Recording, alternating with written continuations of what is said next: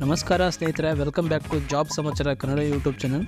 ಪತ್ರಿಕೆಗಳಲ್ಲಿ 6,000 ಲೈನ್ಮೆನ್ಗಳ ನೇಮಕ ಕುರಿತು ಒಂದು ಮಹತ್ವದ ಆರ್ಟಿಕಲ್ ಪಬ್ಲಿಷ್ ಆಗಿದೆ. ಸೊ ಈ ವಿಡಿಯೋದಲ್ಲಿ ಸ್ನೇಹಿತರೆ, ಇವತ್ತು ಈ ವಿಡಿಯೋದಲ್ಲಿ 6,000 ಲೈನ್ಮೆನ್ಗಳ ನೇಮಕಾತಿ ಕುರಿತು ತಿಳಿಯೋಣ. ಸೊ ಸ್ನೇಹಿತರೆ, ನೀವಿಲ್ಲಿ ನೋಡ್ಬೋದು ಆರ್ಟಿಕಲ್ನ. 6,000 ಲೈನ್ಮೆನ್ಗಳ ನೇಮಕ. ರಾಜ್ಯದ ಹಲವೆಡೆ ಲೈನ್ಮೆನ್ಗಳ ಕೊರತೆ ಇದೆ. ಸೊ ಹಾಗಾಗಿ 6,000 ಲೈನ್ಮೆನ್ಗಳ ನೇಮಕಕ್ಕೆ ಪ್ರಕ್ರಿಯೆ ಆರಂಭಿಸಲಾಗಿದೆ. ಸ್ನೇಹಿತರೆ, ಇಂಧನ ಇಲಾಖೆಯಿಂದ 6,000 ಲೈನ್ಮೆನ್ಗಳ ನೇಮಕಕ್ಕೆ ಶೀಘ್ರ ಅಧಿಸೂಚನೆ ಹೊರಡಿಸಲಾಗುವುದು ಎಂದು ಇಂಧನ ಸಚಿವ KJ ಜಾರ್ಜ್ ಅವರು ಅಧಿಕೃತ ಹೇಳಿಕೆಯನ್ನು ನೀಡಿದ್ದಾರೆ. ಸೊ ಇನ್ನೊಂದು ಇಂಪಾರ್ಟೆಂಟ್ ಪಾಯಿಂಟ್ ಕೊಟ್ಟಿದ್ದಾರೆ.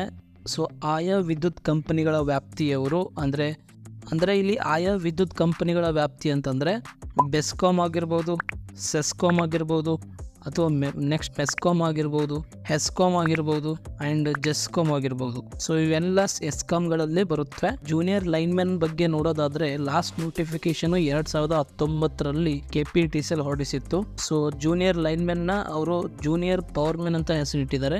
ಸೊ ಇಲ್ಲಿ ನೋಡ್ಬೋದು ಸ್ನೇಹಿತರೆ, ಜೂನಿಯರ್ ಪವರ್ಮೆನ್ ಹುದ್ದೆಗಳು KPTCLನಲ್ಲಿ 69, ಮತ್ತು ಸೆಸ್ಕಾಮ್ನಲ್ಲಿ 426 ಆ್ಯಂಡ್ ಹೆಸ್ಕಾಮ್ನಲ್ಲಿ 465 ಆ್ಯಂಡ್ ಮೆಸ್ಕಾಮ್ನಲ್ಲಿ 667, ಹಾಗೆ ಜೆಸ್ಕಾಮ್ನಲ್ಲಿ 142.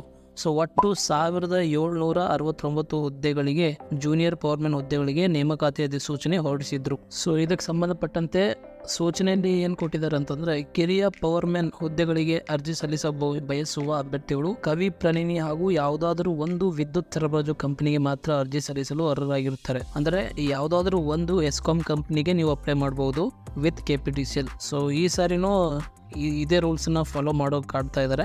ಸೊ ಸ್ಯಾಲ್ರಿ ಬಂದ್ಬಿಟ್ಟು ಕ್ರೋಢೀಕೃತ ಸಂಭಾವನೆ, ಲಾಸ್ಟ್ ಟೈಮ್ ರಿಕ್ರೂಟ್ಮೆಂಟ್ ಪ್ರಕಾರ ಕ್ರೋಢೀಕೃತ ಸಂಭಾವನೆ ಆಗಿರುತ್ತೆ ಮೊದಲ 3 ವರ್ಷಗಳು.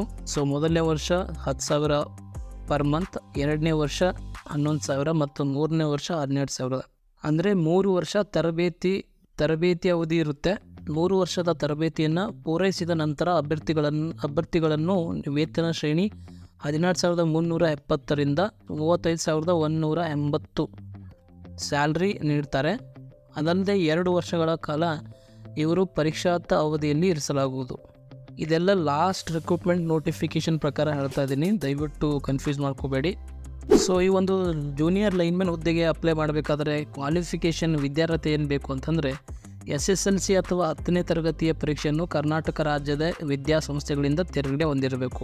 ಅದಲ್ಲದೆ ಕನ್ನಡ ಓದಲು ಮತ್ತು ಬರೆಯುವ ಜ್ಞಾನ ಹೊಂದಿರಬೇಕು. ನೇತ್ರದೃಷ್ಟಿ ಕೂಡ ತೃಪ್ತಿಕರವಾಗಿರಬೇಕು. ಅದಲ್ಲದೆ ಫಿಸಿಕಲಿ ಫಿಟ್ ಆಗಿರಬೇಕು. ಸೊ ಆಯ್ಕೆ ಪ್ರಕಾರ ಹೇಗಿದೆ ಅಂತಂದರೆ, ಲಾಸ್ಟ್ ನೋಟಿಫಿಕೇಶನ್ ಪ್ರಕಾರ ಸಹನಶಕ್ತಿ ಪರೀಕ್ಷೆಯಲ್ಲಿ ಅರ್ಹತೆ ಹೊಂದಿದಲ್ಲಿ SSLC ಅಥವಾ 10ನೇ ತರಗತಿಯ ಪರೀಕ್ಷೆಯ ವಿದ್ಯಾರ್ಥಿಯಲ್ಲಿ ಗಳಿಸಿರುವ ಶೇಕಡಾವಾರು ಅಂಕಗಳ ಜ್ಯೇಷ್ಠದ ಆಧಾರದ ಮೇಲೆ ಕರ್ನಾಟಕ ಸರ್ಕಾರದಲ್ಲಿ ಚಾಲ್ತಿಯಲ್ಲಿರುವ ಮೀಸಲಾತಿ ನಿಯಮಗಳನ್ನು ಪಾಲಿಸಿ ಆಯ್ಕೆ ಮಾಡಲಾಗುವುದು.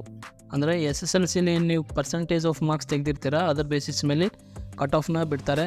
ತದನಂತರ ಸೆಲೆಕ್ಷನ್ ಪ್ರೊಸೆಸ್ನ ಕಂಟಿನ್ಯೂ ಮಾಡ್ತಾರೆ. ಅಂದರೆ 1 ಪೋಸ್ಟಿಗೆ 1:10, 1:15 ಈ ಥರ ಬಿಡ್ತಾರೆ.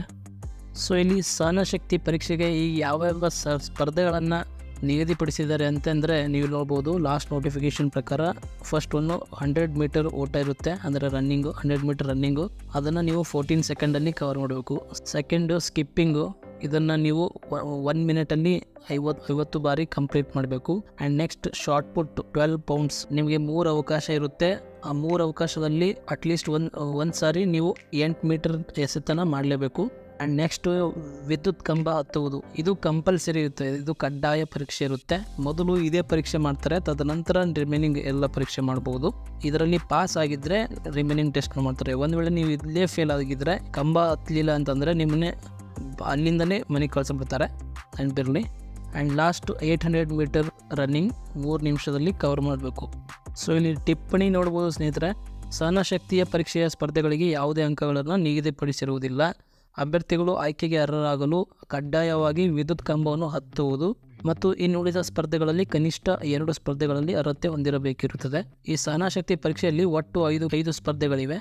ಆ 5 ಸ್ಪರ್ಧೆಗಳಲ್ಲಿ ನೀವು ಅಟ್ಲೀಸ್ಟ್ 3ರಲ್ಲಿ ಪಾಸ್ ಆಗಿರಬೇಕು. ಬಟ್ ಅದರಲ್ಲಿ ಮೊದಲನೇದು ಕಂಬ ಹತ್ತುವುದು ಕಡ್ಡಾಯವಾಗಿ ಪಾಸ್ ಆಗಲೇಬೇಕು. ಅದ ನಂತರ ಇನ್ನುಳಿದ 4 ಸ್ಪರ್ಧೆಗಳಲ್ಲಿ 2 ಸ್ಪರ್ಧೆಗಳನ್ನು ನೀವು ಪಾಸ್ ಮಾಡಲೇಬೇಕು. ಸೊ ಓವರಾಲ್ ಆಗಿ 5ರಲ್ಲಿ 3 ಪಾಸ್ ಮಾಡಿದರೆ ಮಾತ್ರ ನಿಮಗೆ ಕನ್ಸಿಡರ್ ಮಾಡ್ತಾರೆ.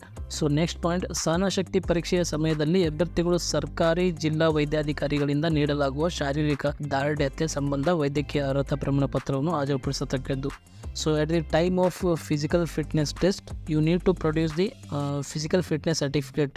And next is important, ಸಹನಶಕ್ತಿ ಪರೀಕ್ಷೆಗೆ ಅಭ್ಯರ್ಥಿಗಳನ್ನು SSLC ಅಥವಾ 10ನೇ ತರಗತಿಯಲ್ಲಿ ಗಳಿಸಿರುವ ಅಂಕಗಳ ಅರ್ಹತೆಯ ಆಧಾರದಲ್ಲಿ 1:5 ಅನುಪಾತದಲ್ಲಿ ಕರೆಯಲಾಗುವುದು. ಅಂದರೆ 1:5, 1 ಪೋಸ್ಟಿಗೆ 5 ಮಂದಿನ ಕರೀತಾರೆ ಫಿಸಿಕಲ್ ಟೆಸ್ಟಿಗೆ. ಆ್ಯಂಡ್ ಮೂಲ ದಾಖಲಾತಿಗಳು ಅಥವಾ ಪ್ರಮಾಣ ಪತ್ರಗಳು ಇತರೆ ದಾಖಲಾತಿಗಳ ಪರಿಶೀಲನೆಯನ್ನು ಸಹನಶಕ್ತಿ ಪರೀಕ್ಷೆಯ ಸಂದರ್ಭದಲ್ಲಿ ಮಾಡಲಾಗುವುದು. ಅಂದರೆ ನಿಮ್ಮ ಎಲ್ಲ ಡಾಕ್ಯುಮೆಂಟ್ಸ್ಗಳನ್ನು, ಅಂದರೆ ಡಾಕ್ಯುಮೆಂಟ್ ವೆರಿಫಿಕೇಷನ್ ಅಲ್ಲೇ ಸಹನಶಕ್ತಿ ಪರೀಕ್ಷೆ ಕೊಡ್ಲಿಕ್ಕೆ ಹೋಗ್ತಿರೋ ಅಲ್ಲೇ ಅದನ್ನು ಕೂಡ ಕಂಪ್ಲೀಟ್ ಮಾಡ್ತಾರೆ ಅಂತ ಹೇಳ್ತಿದ್ದಾರೆ. ಸೊ ವಯೋಮಿತಿ ಬಂದ್ಬಿಟ್ಟು ಅಭ್ಯರ್ಥಿಗಳು ಅರ್ಜಿ ಸಲ್ಲಿಸಲು ನಿಗದಿಪಡಿಸಿರುವ ಕೊನೆಯ ದಿನಾಂಕದಂತೂ ಕನಿಷ್ಠ 18 ವರ್ಷ ಆಗಿರಬೇಕು. ಮತ್ತು ಗರಿಷ್ಠ ವಯೋಮಿತಿ ನೀವಿನ್ನು ನೋಡ್ಬೋದು.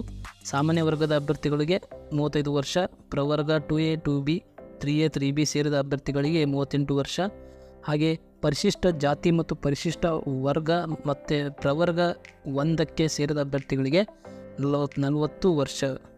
ಸೊ ನೆನಪಿರಲಿ, ನಾನು ಇಲ್ಲಿ ತನಕ ಏನು ಹೇಳಿದ್ದೀನಿ ಇದು ಲಾಸ್ಟ್ ನೋಟಿಫಿಕೇಷನ್ ಪ್ರಕಾರ ಹೇಳಿದ್ದೀನಿ, ನೆನಪಿರಲಿ. ಸೊ ಈಗ ಮುಂದೆ ಬರುವ ನೋಟಿಫಿಕೇಷನಲ್ಲಿ ಏನೇನು ಚೇಂಜ್ ಮಾಡ್ತಾರೆ ಅಂತ ನನಗೆ ಗೊತ್ತಿಲ್ಲ. ಸೊ ಅದರ ಕುರಿತು ಏನಾದರೂ ಅಪ್ಡೇಟ್ ಬಂದರೆ ಇಮಿಡಿಯೇಟಾಗಿ ನಿಮಗೆ ತಿಳಿಸ್ತೀನಿ. ಇಂಧನ ಸಚಿವರು ಲೈನ್ಮ್ಯಾನ್ ಹುದ್ದೆಗಳಿಗಾಗಿ ಕಾಯ್ತಿರುವ ಸಾವಿರಾರು ಅಭ್ಯರ್ಥಿಗಳಿಗೆ ಒಂದು ಗುಡ್ ನ್ಯೂಸ್ ಕೊಟ್ಟಿದ್ದಾರೆ ಅಂತಲೇ ಹೇಳ್ಬೋದು. ಸೊ ಲೈನ್ಮ್ಯಾನ್ ಕುರಿತು ಏನಾದರೂ ಅಪ್ಡೇಟ್ ಬಂದರೆ ಇಮಿಡಿಯೇಟಾಗಿ ನಮ್ಮ ಚಾನಲ್ನಲ್ಲಿ ಶೇರ್ ಮಾಡ್ಕೊಳ್ತೀವಿ. ಸೊ ದಯವಿಟ್ಟು ನಮ್ಮ ಚಾನಲ್ನ ಸಬ್ಸ್ಕ್ರೈಬ್ ಮಾಡಿ ಅಂತ ಹೇಳ್ತಾ ವಿಡಿಯೋನ ಮುಗಿಸ್ತೀನಿ. Thank you for watching. That's it for no.